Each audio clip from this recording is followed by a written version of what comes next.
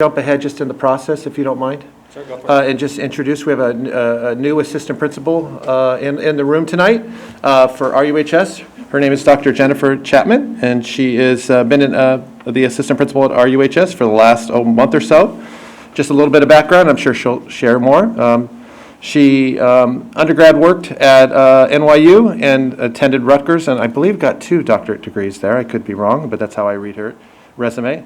And she's a former vice principal in Antelope Valley and has the former title, of disciplinarian in her past, which is a very unique position. Hopefully she'll talk about, but that's there. And so I wanted to introduce Dr. Chapman to Redondo Beach Unified School District. So if you want to come to the mic and say hello, that'd be great, and introduce your special guest. Yes, wonderful, thank you. Special guest, can you introduce yourself right here? Hi, I'm Hendrix. Hello?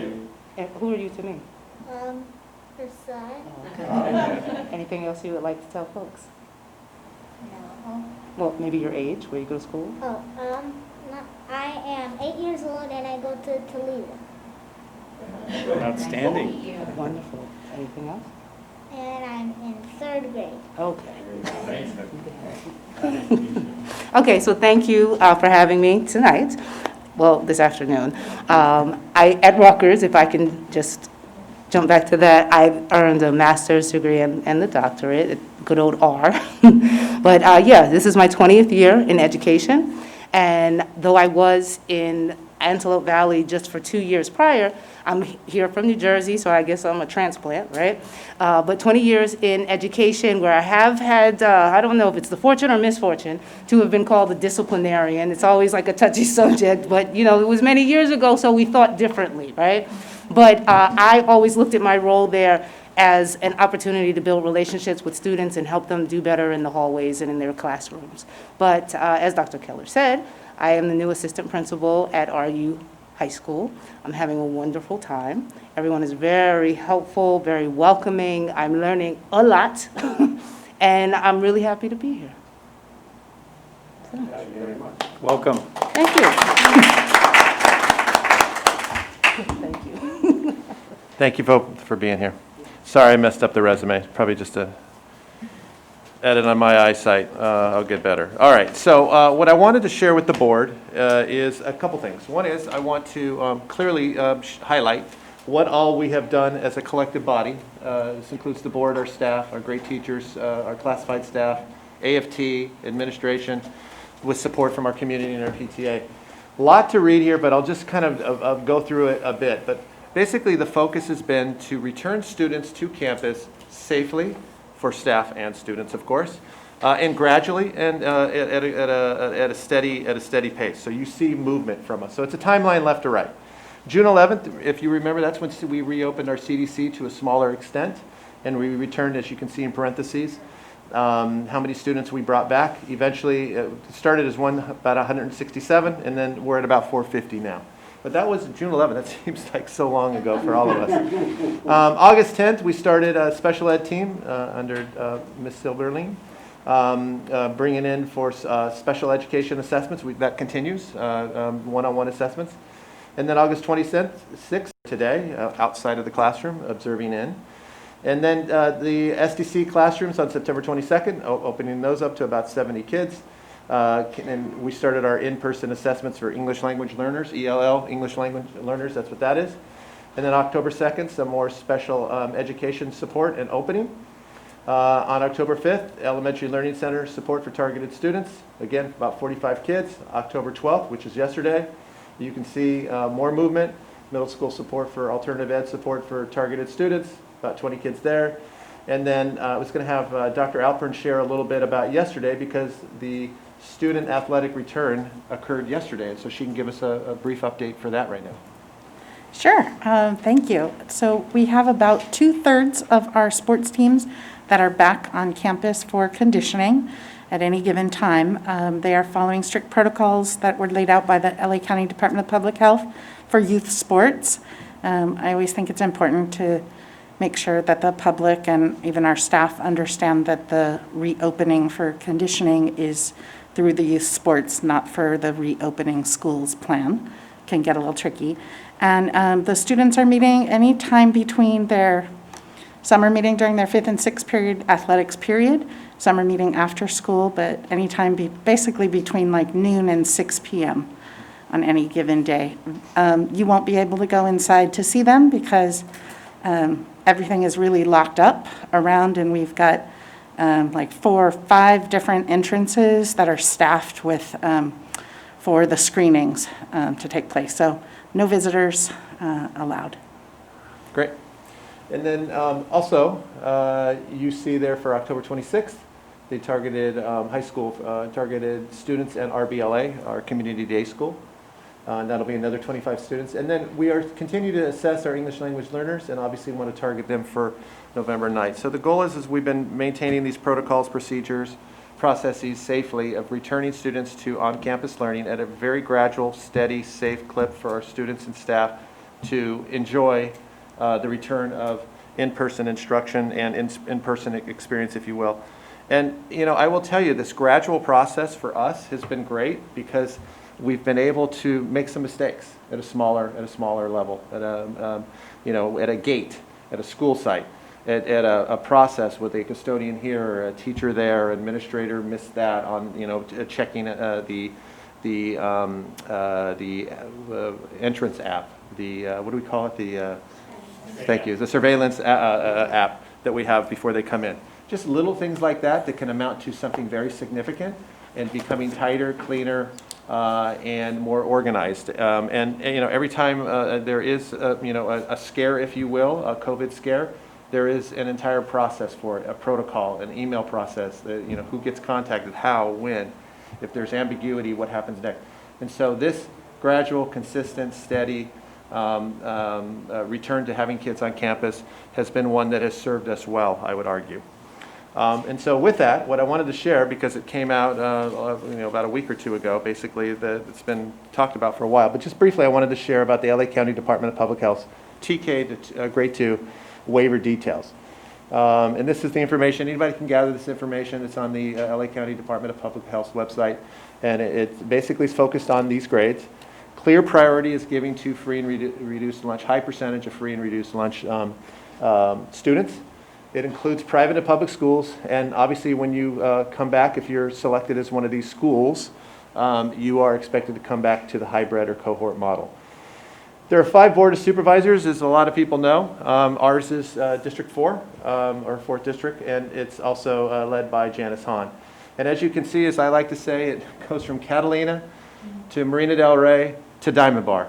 So it's quite a landmass, if you will, and everything in between. And so that is, there are hundreds of schools within that area, and I just wanted to point out the visual to you. Each supervisor may grant 6 schools a waiver in grades TK through 2 per week. So that is, there are 5 supervisors, so it's 30 a week essentially. And reminder, this is probably the part that really has no clarity, because they provided very, you know, clear expectations to us that each supervisor will have 6 schools each week. We have 8 elementary schools. And you apply as a school, not as a district. So each school has its own application process. And then the waiver process is open, but it will take a few weeks for approval process. They've made that very clear. They expect you know, 2 to 3 weeks out before these are processed, if you will, or the final group is contacted. But these are just the pieces that you have to, the process. The LA County Department of Public Health confirms your application is completed thoroughly. Board of Supervisors meet, so they have to have their meeting, and then they will discuss. There is talk that perhaps if a supervisor only had 5 schools, then maybe another supervisor would receive the extra 1, but that has not been formalized or confirmed. And then the state Department of Public Health has to get involved. So the state of California considers the application and approves as well. And then finally, LA County Department of Public Health would notify the selected schools. The needed pieces that that are required are labor union support, letters from, you know, in our case would be 3 unions. Parent organization letter, which, you know, we're learning more and more that's not what you think necessarily. It's not necessarily PTA, but really your survey information or other parent input must be provided. You have to have a completed LA County Department of Public Health reopening protocol checklist and a waiver application. And so as I share with people, I don't think we would be high in that priority. It really is earmarked, as one person said, of the reopening think tank on last Thursday, it's really geared towards a school or, the smaller one-off schools to apply, but there will be, we're hearing there may be districts that are applying, but the priority definitely will be given to, high free and reduced lunch counts. And so what I would say is we continue down the path of gradual reopening. There's talk the county, hopefully as the data moves forward, that the county will continue to open. Who knows, they may continue the same path of TK through 2, county reopening, readiness sometime in November. That's what many people have said. But at this time, they have not tipped their hand, if you will. And so I just wanted to make sure I shared that information with you. I have a question. One of the things that it talks about in that process is that we need to be ready with all the protocols.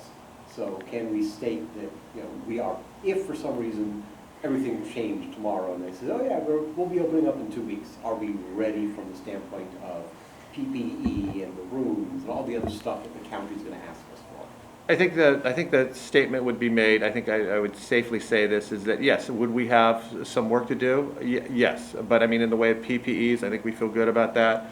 I think in a lot of classrooms already, at least in the lower grades, we're already starting to position ourselves, if you will, for a gradual, when we say gradual reopening, kind of what the county is doing already with a typically, they've been using the phrase, a gradual reopening, a TK to 2, a 3 through 5. So it's kind of, that's the appearance, that appears to be the transition they're embracing. And so I'd say, notifying parents and getting staff ready, I think will take, of course, respectfully a little time.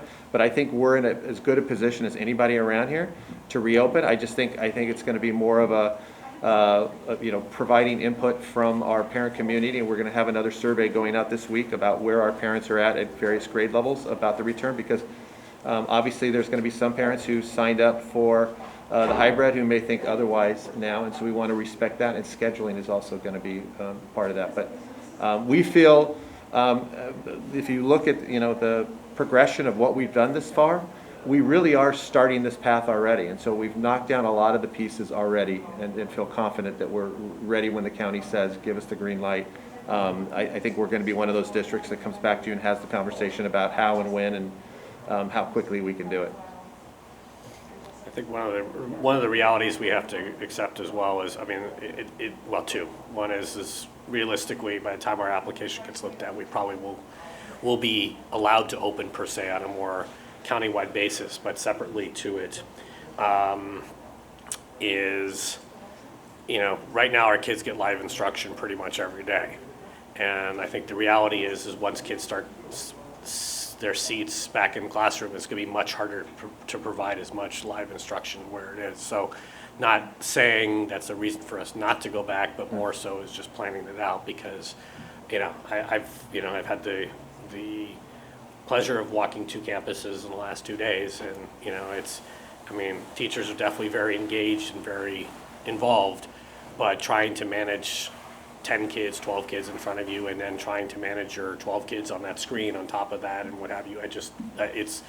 I think the community as a whole needs to recognize, as much as this is not the ideal situation, it's the best of a not so good situation, if you will.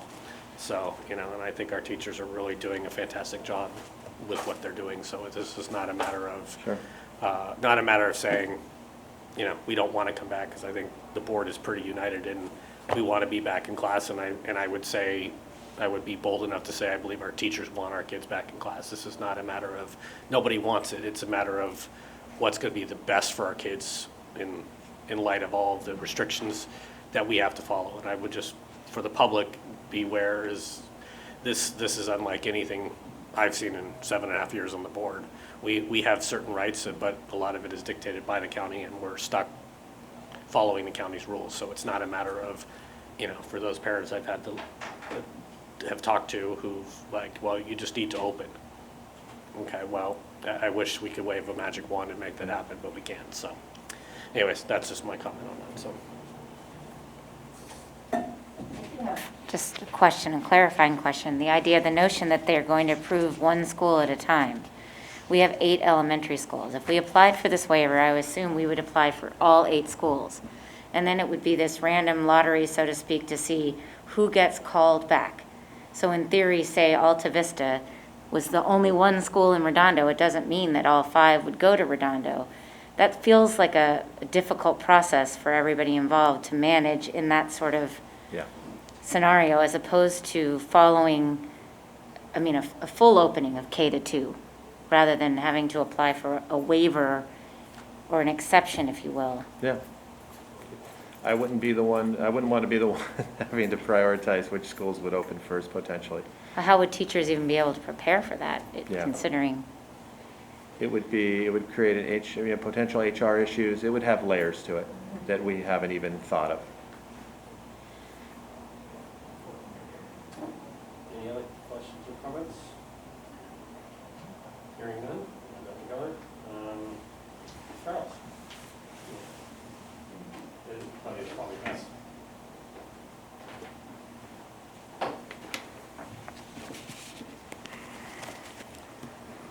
All right, hello everyone. So these are a few updates from ASB at the high school. So online clubs are now back in session and they are going smoothly and they're being monitored by ASB students. And we are now having our first ASB Virtual Spirit Week. And this is going to give students a chance to dress up for their Zoom meetings, and they'll be able to show spirit and feel more involved with school activities even from their home. We are also starting to get back in session with our upcoming fundraisers, such as the blood drive, and we will also start with Christmas tree sales as well. And this will help make up for some of the lost funds for ASB. Any questions? Yeah. What's the date of the blood drive? That's going to be November 4th, I believe. I'm not completely sure on the date, but I know it's beginning in November. Okay, thank you. Thank you. Do you have more to report, Dr. Keller? Yeah, just a few more things. Back to school night, want to thank the high school. Glad you're here, Charles. And obviously Dreisler did a great job, staff, everybody, made the best out of a virtual situation. Even had Mr. Brandt live there for a bit. Glad it went off without a hitch. Thanks to the IT department too. Great by everybody. And thanks to the parents for making it, a meaningful outcome. We had our first race and equity meeting, committee meeting last week. We had about 35 people, parents, staff, students, RBPD, on our WebEx meeting. I want to thank Mr. Brown for his co-leadership. He's been terrific, supportive, assistant principal at the high school. The goal of the first meeting with that many people, honestly, is to listen to people, meet the people. You had a lot of new Redondo Beach Unified School District faces and families on there. It was great. They had great stories to tell. Probably the most important piece that was shared was who they are and why they're there. And they're all there for the right reasons, or we're all there for the right reasons. Putting a great committee together for a great purpose, which is really promoting social justice and anti-racism. And I think we're all on the same page. I think some folks are a little more eager than others, which is always better to have people that want to go than people that want to stall and park.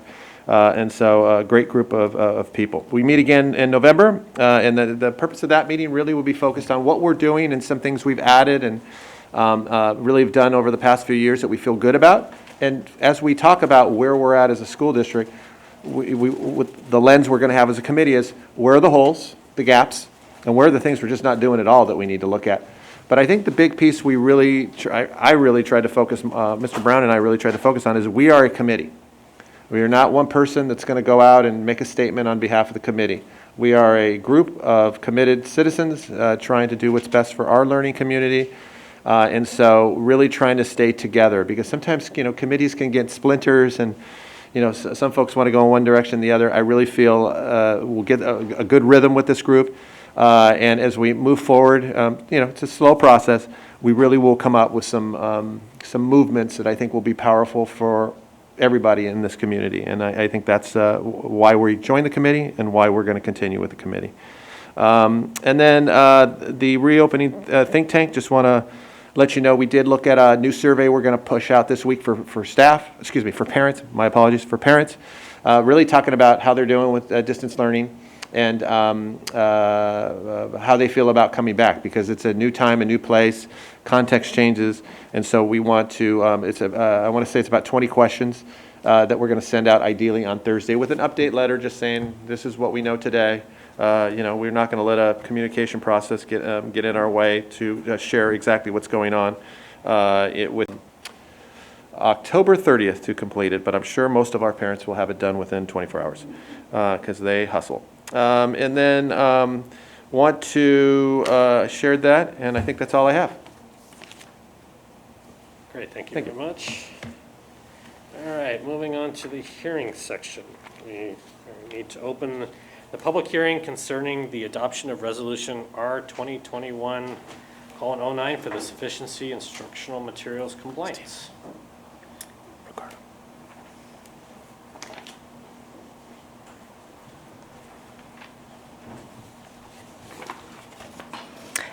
This is the recommendation to approve RBUSD's certification of that every single student has been assigned sufficient textbook and instructional materials that are aligned to the California state standards.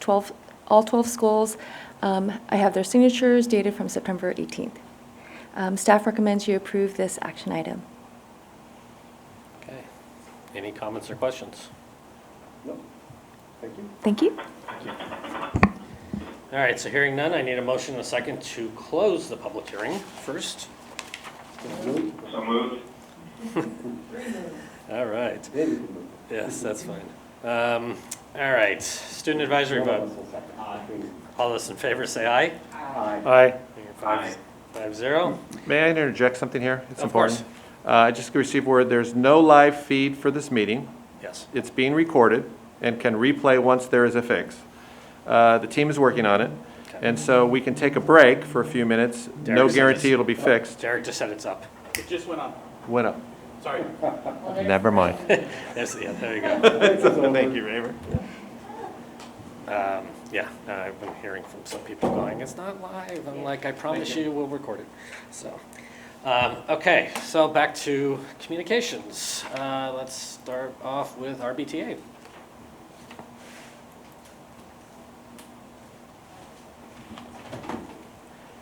Good afternoon. It's great to see all of you. Here we are, 6.5 weeks into the school year. Time is flying, some days. But most of the time it is flying by. Our staff, well, first of all, I'm Monica Joyce. I'm president of RBTA. I'm sorry. I know we're live now. Our staff and our students are working very hard, whether they are at home or on school sites. Most of our students are being taught virtually, but as you know, we have students who have returned to on-site instruction due to special conditions.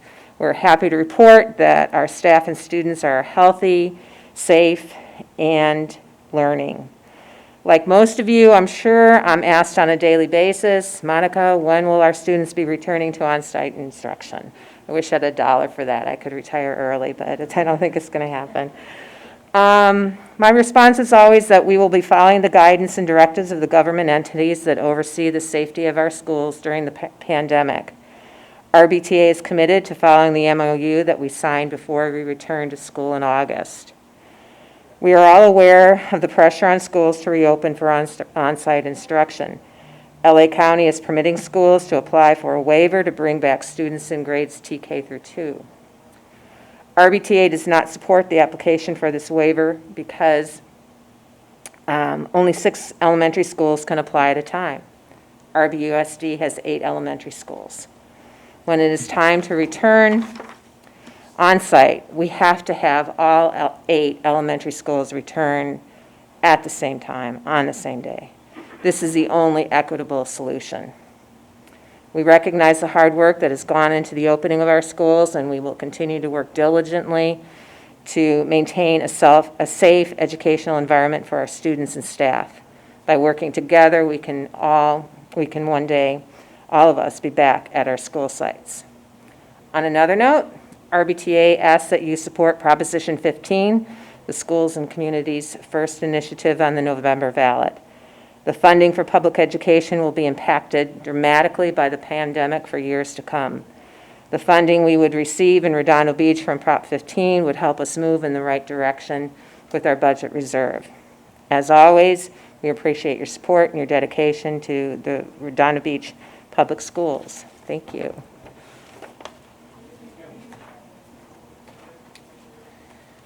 All right, CSEA, no. Can I take that off? Yeah, go for it, but, that was next on my list, PTA, so go for it. Okay. I'm Kimberly Kiwis, your proud council president. Thank you so much for joining our community membership. We have 50 now. I have some thank you gifts for you guys all for joining. But I want you to know that PTA is still here for you. We are here strong. Your PTA leaders are at their school site, not at their school site, but on their Zoom meetings, trying to figure out new ways and creative ways to engage our families and our kids.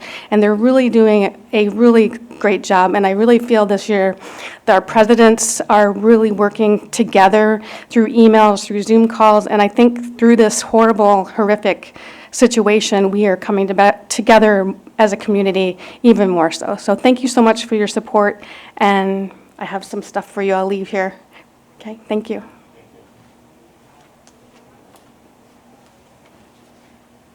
All right, so RBF is not here, so we will move on to general consent. Anyone would like to pull anything? 10.1, please. Okay. And 10.2? 10.2. Okay, can I get a motion and a second to approve for 10.3 through 10.7? Moved. Second? Second. Thank you. All right, student advisory vote. All those in favor say aye. Aye. Aye. Aye. Okay, hearing 5-0. Motion and second for 10.1. So moved. Second?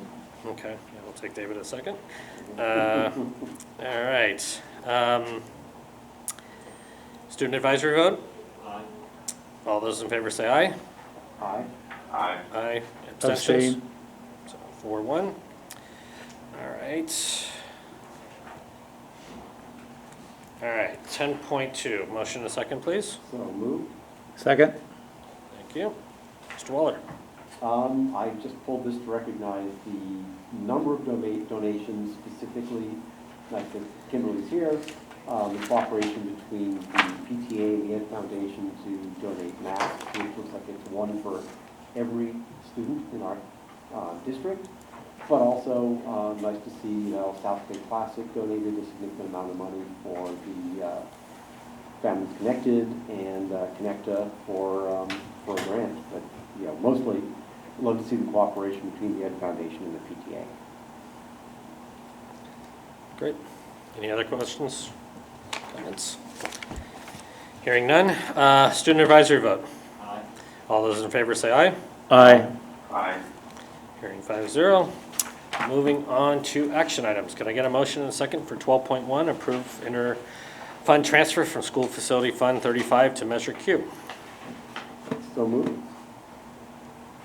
Second. Thank you. Dr. Alpern. Yes, we were anticipating the reimbursement of these funds, $4.3 million to be exact. The money goes directly gets deposited directly into the school facilities fund. Because we had used dollars from Measure Q, we are planning to transfer those funds, $4.3 million, into the Measure Q account. You can't do that without action by the school board. So we're requesting that the board approve this action so we can transfer the monies back into Measure Q. Is there any restriction on the funds once they go back in? No. Any other questions? Well, a clarification on that. No restrictions above and beyond restrictions that are part of Measure Q, right? Exactly. Okay. Yes, thank you. Thank you. Sorry. Yes, I took that as an assumption. But yeah, more so, we can only spend it in certain ways based on where it is when we initially take it out. So. Well, and just congratulations to staff for following through on that. It's been a long slog. I don't know how long ago it was we put in for this, 2 years maybe? I think 3. Maybe 3? Okay, so thanks for following through on it. You bet. Timing's good. Yeah. Student advisory vote? Aye. All those in favor say aye. Aye. Aye. Thank you. All right, 12.2, motion and second approve consulting service contract with Sandy Pringle Associates for DSA project Jefferson Elementary retaining wall project. Moved. Second. Dr. Alpern. Staff requests the board approve a DSA inspector for the Jefferson retaining wall project. The goal would be to be completed with that project by March of 2021. I'm just amazed by the fact that there's 592 hours estimated, which is obviously the length of the project, but for retaining wall, it's yet another Great Wall project in Redondo Beach. This wall exceeds the previous Great Wall project. Which is hard to believe because that Paris was the Great Wall of Paris for so long, and so now we have superseded that. So it's fantastic. Yeah. It's long, not as high, but much longer. Correct, and more costly. Student advisory vote. All those in favor say aye. Aye. Aye, hearing 5-0. Moving on to 12.3.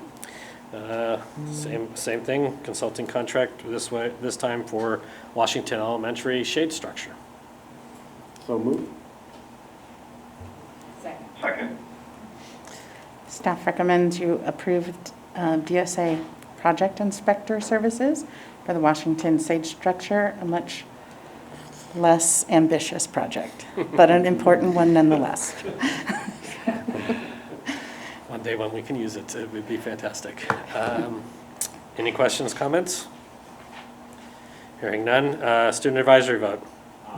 All those in favor say aye. Aye. Aye. Aye. Hearing 5-0. 12.4, motion and second, approve to low bidder for classroom cooling material inspection and testing at RUHS Science and Industrial Building. Moved. So moved. Okay, thank you. Dr. Alpern. Yes, this is the low bid for materials inspection and testing at the Science and Industrial Arts, or CTE, building. And we hope to be completed with that project in the weeks as opposed to the months. So, yeah, just in time for winter to hit, but almost complete nonetheless. Okay. Any other questions? Hearing none. Student advisory vote? Aye. All those in favor say aye. Aye. Aye. Aye. Thank you. Moving on to 12.5, motion and second, adopt resolution R2021:09 for sufficiency of textbooks and instructional material. So moved. Moved. Oh, second. Thank you. Any further questions from earlier? Nope. Hearing none. Student advisory vote? Aye. All those in favor say aye. Aye. David? Aye. Thank you. Aye. Okay. 12.6, motion and second, increase in minimum wage from $13 to $14 an hour for student workers, noon supervisors, and campus safety assistants. So moved. So moved. Or second then. That's I'll let David get that one. Okay, fair enough.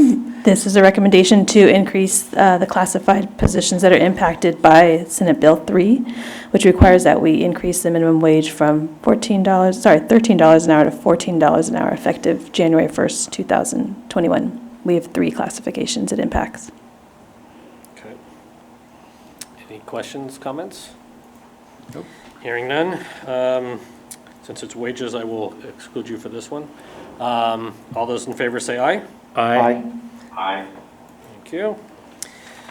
12.7, motion and second for collective bargaining agreement with Early Childhood Federation, AFT Local 1475. So moved. Second. Thank you. This is our collective bargaining agreement with AFT, and AFT has confirmed ratification with its union membership. Staff recommends that the board approve this tentative agreement with AFT. Any questions? Nice to have it completed. So, all those in favor say aye. Aye. Aye. Thank you. All right, 12.8, motion second, adopt resolution R2021:14 for support for SCROC. Moved. So moved. I'll take David as a second. Thank you. Any questions on the resolution? Mike, you want to Well, comment? maybe just a comment on this. As the board and the staff of SoCal Rock are working towards coming up with some funding solutions to keep SoCal Rock moving forward, one of those thoughts was that we wanted to have a resolution of support from the JPA districts. So the resolution that's before you is very, very similar to one that it has gone or is going before all the JPA districts right now.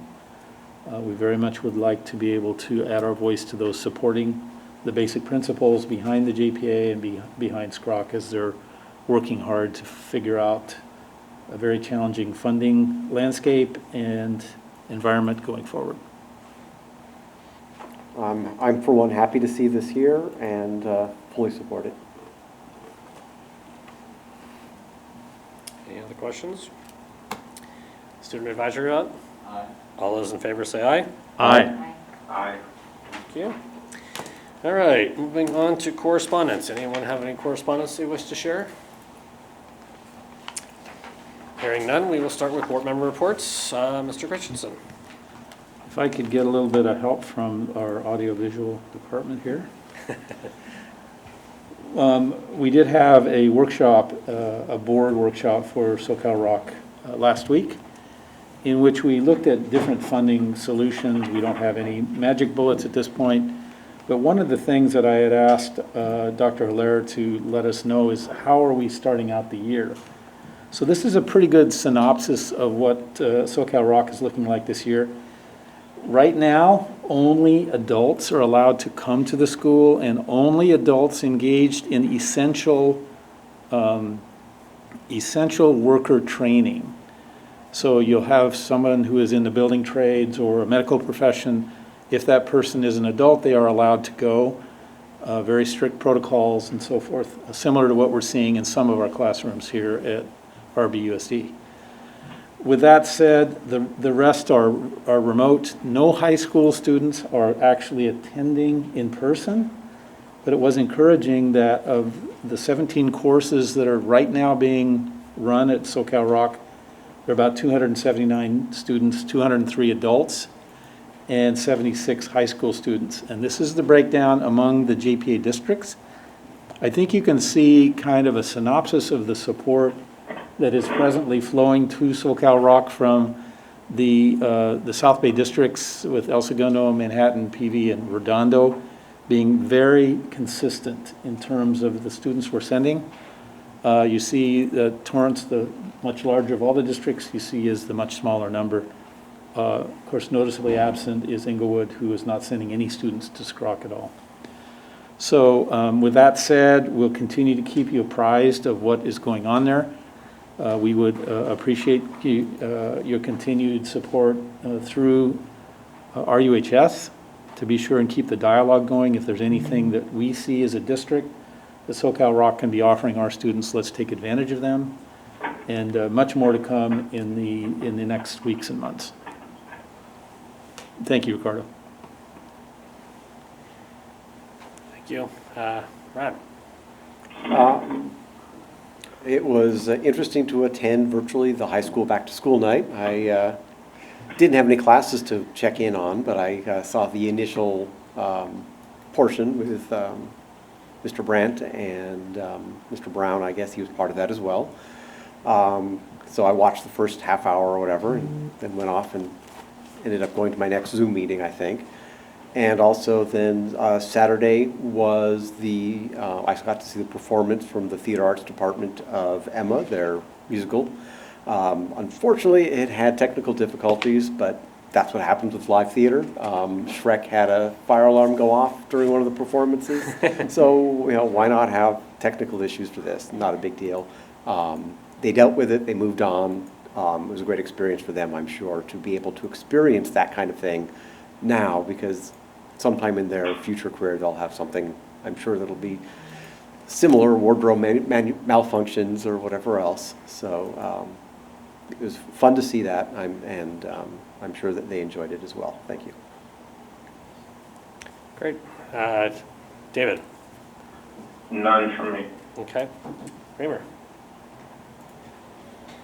I did enjoy back-to-school night at the high school. I did have many classes to Zoom in, and all of the teachers were, I'm just amazed, I have to say. I had middle school back-to-school night before, and now the high school on top of it, just to see how it feels as if they really didn't miss a beat. They are still engaging, they're still engaging the parents, and it's just really appreciated. Enjoyed our Alta Vista visit today, and looking forward to seeing other campuses. It feels a little bit of normal to go on these site visits. I'm in the middle of taking a master's in governance course with CSBA. It's 5 sessions that were supposed to be done in person back in the spring, but they have now revamped and done virtually, which makes it to all of California board members, which is kind of interesting.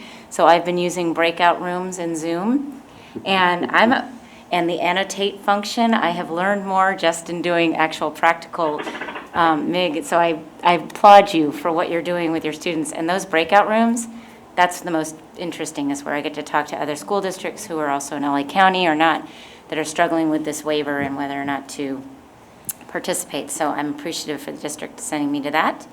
And I just want to congratulate Ms. Spainhauer for being one of the LA County Teachers of the Year.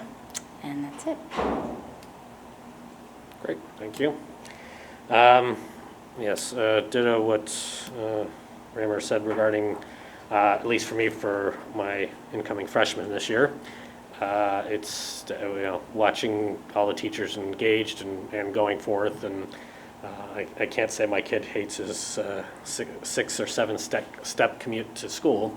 Although I look very much forward to him actually stepping on campus for the first time at some point, hopefully, sooner than later. But no, I mean, it's really, a testament to our staff that they've been,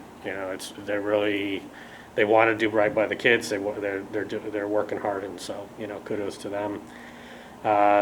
Same getting, I've toured Jefferson yesterday with Mike, and Alta Vista today with Raymer, and it does feel nice to get back on campus, but at the same token, it's very weird really seeing very few students on campus. And particularly, based on county guidelines of having teachers teaching in other rooms to kids that are down the hall. I don't think I will ever get over that semblance of the way it is, but that's just, how we have to do it. Both schools, I'd say at least 60-70% of the teachers were in class teaching, and glad to see, the monitors being put to good use. Whatever tools we can give to make this easier is our goal. So thank you to everyone for that. I think I'm missing something, but I'm sure I'll remember it after the fact. So future agenda items, I know we are back here in 2 weeks, and I always preemptively jump before I go through it, but we're here back here, the 27th, and then we're back here, I think, on the 10th. So, and if there's anything else, I will find it as we go along, but any future agenda items anyone wants to bring forward? Hearing none, I found the rest of it. November 11th is Veterans Day. Thanksgiving break, November 23rd to 27th. December 8th will be our final meeting of 2020, and we can graciously and very rapidly get rid of 2020. And then spring break, December 21st through next year. So can I get a motion for adjournment, please? So moved. Second. Thank you. Student advisory vote. Aye. All those in favor say aye. Aye. Aye. We are done. Have a good night.